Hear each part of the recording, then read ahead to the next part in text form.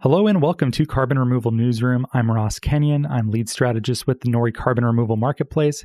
Today I have with me Brett KenCairn, the City of Boulder Senior Policy Advisor for Climate and Resilience and the Director of the Urban Drawdown Initiative. Thanks for being here, Brett. My pleasure. Well, I asked you to be here because I read a Fast Company article that you wrote about the topic we're about to discuss. The article is called How Boulder is Creating a Path for Cities to Scale Up Carbon Sequestration. Great evocative title. So what exactly is happening in Boulder, Colorado with regard to carbon removal?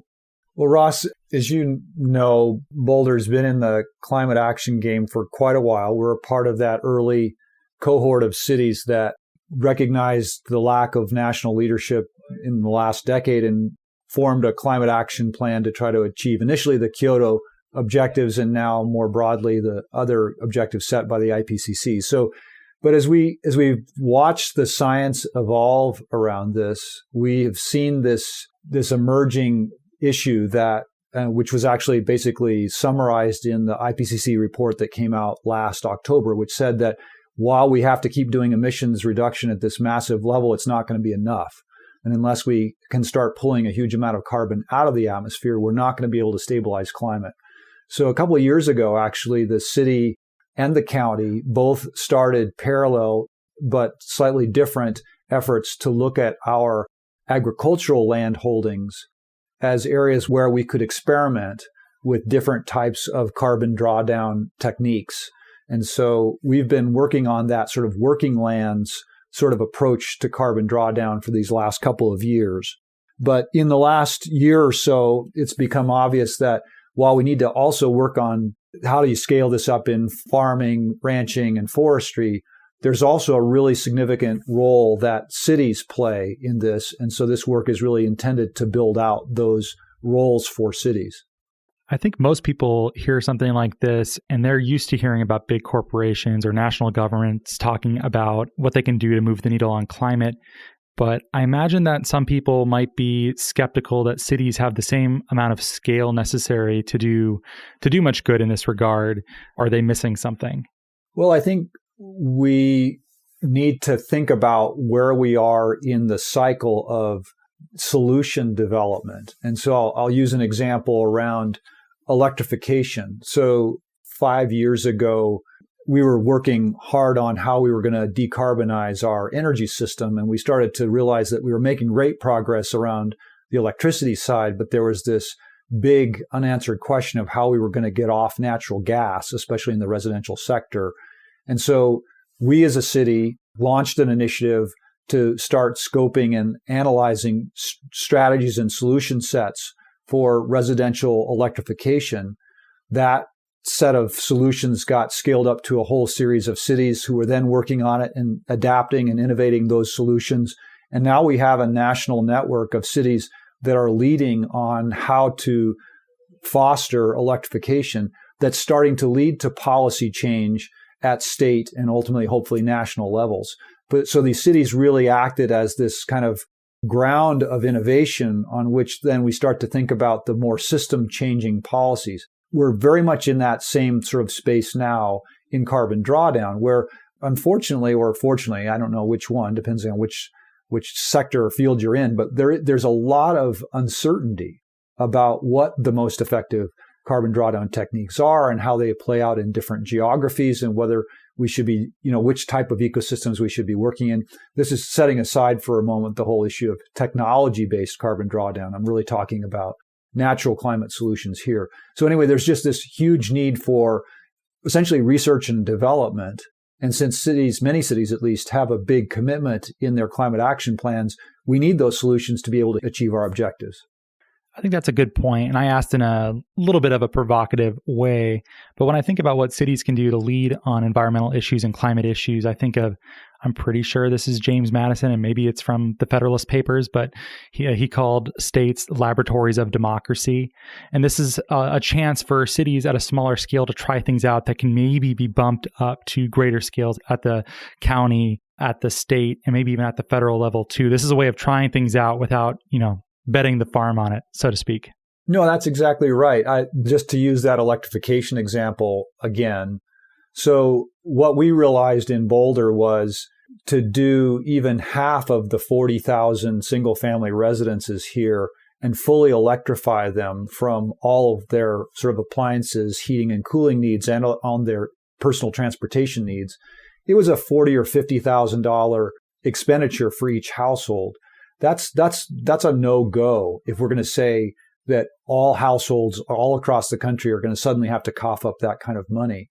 If we, however, then see the things that we've learned and the solutions that we've developed, and we put them into the context of a utility and compelling that utility to do it, but be able to actually spread those costs over 20 or 30 years, associate the obligation to the electric meter instead of the individual, that actually works. But that's a scale of solution that requires a state to move on. But again, we basically worked out the solution potential through that local innovation. So I think, again, the same kind of thing I see happening on the carbon side. We have very interesting conversations going on in the state of Colorado across this very diverse set of stakeholders, from the cattle and corn growers to the local environmental organizations, around how do we handle soils and soil health and what role do soils have in carbon drawdown, which ultimately might be able to move towards state policy.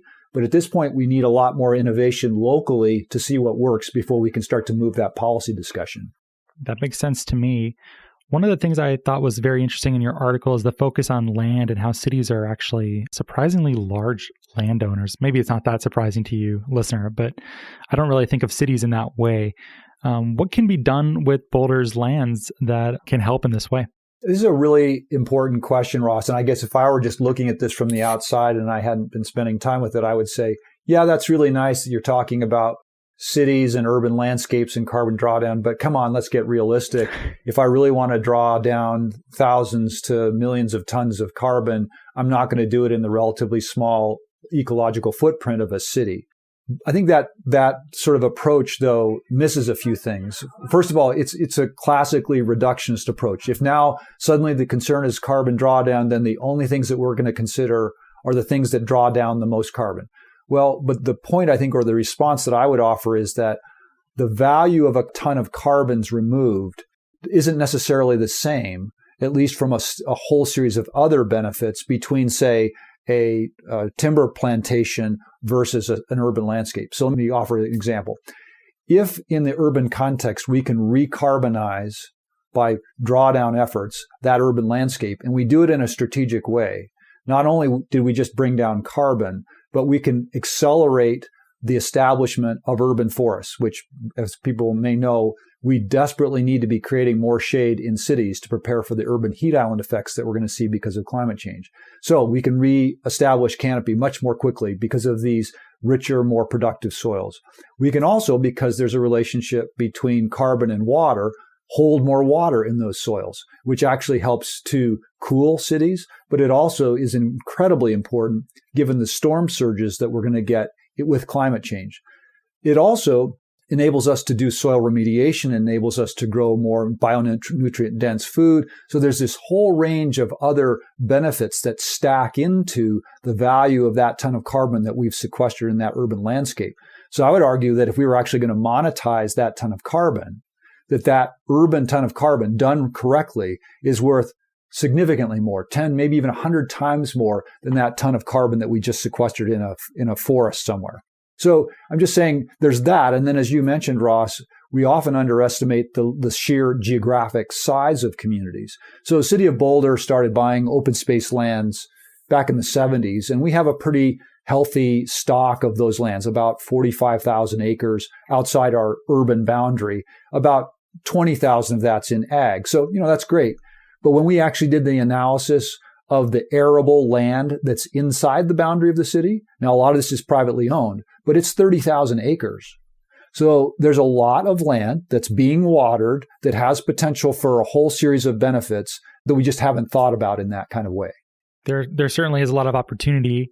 And how does this influence the way in which you're thinking about co-creating a drawdown economy in Colorado, in Boulder? I imagine it sounds like you're using systems thinking, you're avoiding reductionist ways of analyzing this problem strictly in terms of carbon. What else are you thinking about, and how else might cities be looking at the carbon problem? Yeah, thank you. It's the land management aspect is one of what we have identified as 5 entry points for cities into this carbon drawdown effort. So again, first one is actions on the land, and that's could be parkland, could be urban right-of-ways, could be urban municipally owned open spaces.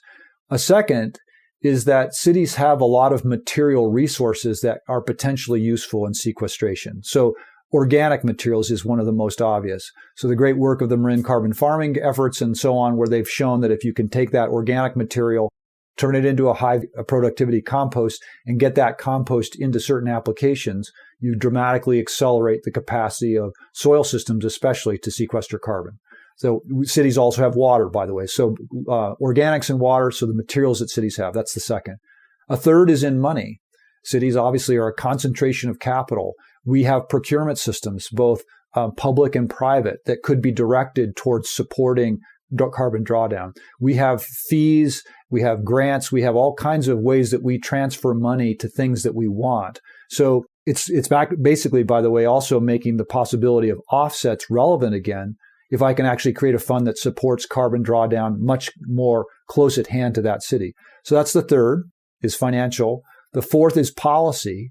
And this is a really interesting one. And we're seeing it again, as I mentioned, in Colorado, where cities may not have seen themselves as having that many intersections with rural constituencies around policy, but certainly water has been one of those places. But it turns out soil is another. So we might find ways that there are alignments of interests, often across quite different political geographies between cities and rural areas around soil. And then the last one is around communications and engagement. There's a whole level of literacy and awareness and sort of policy support that we need in our broader populace. And cities can often be an important sort of mechanism of education in that way. Well, that's a lot to think about. Definitely a lot of opportunity there. Hopefully you have a team there. It isn't just you, Brett. It's a lot of stuff you're working on. Well, yeah, I think as somebody was saying to me earlier today, systems change happens through collaboration. It doesn't really usually happen in other ways. And so I'm just a part of a whole series of networks that are working on this in different aspects. And so colleagues at the USDA that are working on a kind of new unified soil sampling and data aggregation system. Colleagues that are working at Trust for Public Land and creating landscape scale geographic information systems. Remarkable efforts like in Cleveland, the Rid-All Green Partnership, this African-American urban ag group that's now seeing themselves as actually the vanguard of a workforce to do this urban land regeneration and carbon drawdown. So my role, and I think this is common with many folks and probably a lot of your listeners, is to try to be a sort of connecting point and sort of a resource developer to support a lot of these different pieces and then help link them together.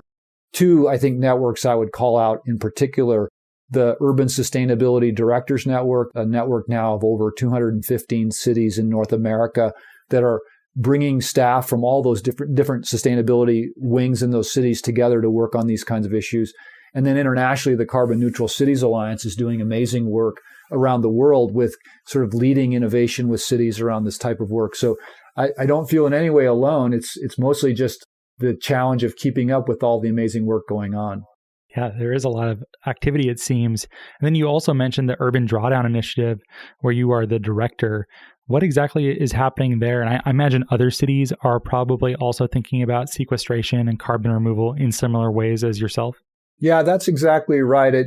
The Urban Drawdown Initiative sort of emerged because it was clear that there were a lot of cities that are starting to think about this. It's starting to show up in the new generations of climate action plans that are starting to come out, especially with the calls around a climate emergency. But, staff in cities are often stretched very thin. They're trying to do a lot of different things. They're not quite sure where to start or how to get involved. And so that's why this framework of 5 entry points is kind of a starting point. We've stood up a new sort of website that can be a repository of information for all these different pieces. You can find it at urbandrawdown.solutions. So it's really about how we start to organize and resource a variety of cities to pick up on the different parts, do the innovation that they can do based on their particular circumstances, and then keep knitting that together into a larger body of knowledge and action that gets to the point where it's ready to start influencing systems. That's great. If people wanted to follow what you're doing, what the City of Boulder is doing, beyond what you've just mentioned with the Urban Drawdown Initiative, what might be a good way for them to do so? Yeah, two things I would mention. One is that there is a place on the urbandrawdown.solutions website to sign up and get into a distribution. In terms of Boulder's larger, we're actually right in the midst of launching a whole new climate action planning initiative with our community that I think people would find very interesting in terms of its breadth, because it's not just about carbon drawdown and the typical energy systems change. We're looking at financial systems change, land use, equity, and resilience. That can be found at the Boulder, Colorado website, but you could just pull up Boulder, Colorado and Climate Mobilization Action Plan. And that's where you'll find this kind of very rich body of information about that effort as well. Great. I will put those links in the show notes. I will also put the original Fast Company link in there too. Well, thanks for being here with us, Brett. My pleasure, Ross, and thanks for the great work that you folks at NORI are doing. I just so appreciate your creating these platforms for disseminating this information. It's just a way I've noticed that your whole initiative has always been kind of raising the whole community up at the same time. Thank you. Oh, thanks. I'm glad you like that. Of course, we're all in this together. It's a surprisingly small space, and it doesn't make sense for us to be competitive in that sort of way. So I'm always happy to highlight what others are doing in this space. It isn't just NORI. If you're listening, hopefully you know that and have internalized that. Climate change is a team sport, as Christoph likes to say. Well, thank you for listening. If you like the show, please rate and review us on iTunes, Apple Podcasts, or on Stitcher. And thank you so much for listening.